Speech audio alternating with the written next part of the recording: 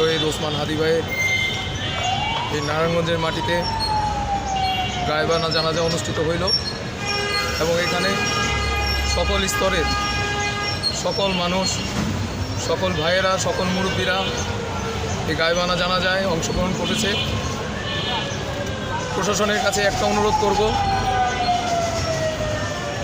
যে আমাদের ভাই শহীদ হাদি ভাই যারা খুন করেছে, যে অপরাধীরা, তাদেরকে খুব দ্রুত আপনারা আইনের আওতায় আনেন, আমরা সেটা দেখতে চাই।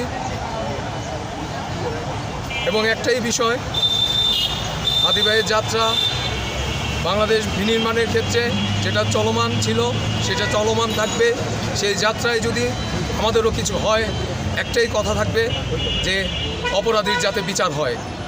আমাদের কিছু করার আগে আমাদেরকে যারা কিছু করবে তারা যাতে সেই অপরাধীগুলো যাতে আইনের আওতায় আনে, সেটাই হচ্ছে আমাদের দাবি।